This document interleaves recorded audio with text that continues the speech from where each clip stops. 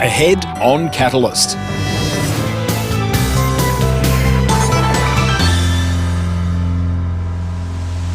G'day, welcome to Catalyst. Now later on, I'm going to be telling you about the greatest mistake Einstein thought he made.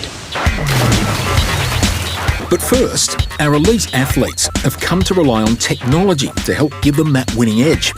That's why Dr. Danny James from Griffith University is developing wearable sensors to capture crucial performance data for a whole range of sports, beginning with our swimmers. Danny, how does it work? This is something that a swimmer can wear, and we can measure their biomechanics of their movement while they're in the pool. Until now, video cameras have been used to analyse technique. But Danny's technology is more portable, more accurate, and provides a lot more information.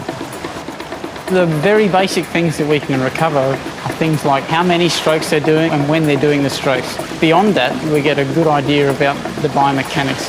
How are they accelerating through each stroke? How is each limb moving through the stroke? What is the coordination between the limbs? And where is the power being generated in the stroke? The sensors track the swimmer's body motion in 3 dimensions, using gyroscopes that record rotation and accelerometers that record linear acceleration. If you can shave just a few hundredths of a second off each of these activities, you change the swimmer from being a finisher to being a podium finisher. Well, later in the program, we'll be seeing how Dan is using technology to help people who play other sports. Many sports use equipment, rackets, golf clubs, or in this case, a wooden practice sword for the martial art of Aikido. Mastering the technique requires extreme precision, which is where the Danny James sensor technology comes in. So what are you testing with this device here? I'm interested here in what is the shape of the perfect sword cut? Can I learn that a bit quicker than with the traditional method of instruction? Okay, so this can monitor my sword cut, and then I can look at that and get some feedback and then try it again to perfect it continually. That's right, it's a self-learning or an implicit learning process.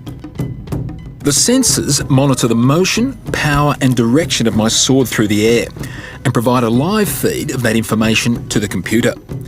My job is to try to get my strokes, seen here in blue, to match the purple template of a master swordsman. They're a little way apart at the moment. Always room for improvement. Now, it was swords, of course, that won battles in the good old days.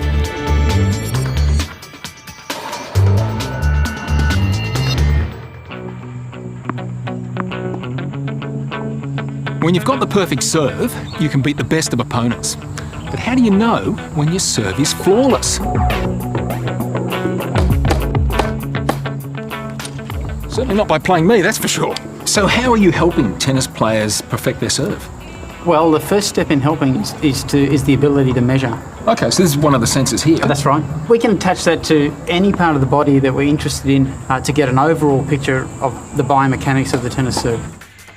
Much of what contributes to a fantastic serve is based around shoulder motion and rotation, arm rotation and bending of the wrist. These sensors allow a player and coach to analyse when and how these body parts are being used. That sequence of events that's important, that tells us about the coordination of the athlete, and we can look at that coordination and compare that to how an elite level player might be serving. And we can also look at how that coordination is changing, say, with something like fatigue. So is anything in here for me? Can you improve my tennis in any way? Look, I'd recommend getting to the gym and a few more press-ups maybe.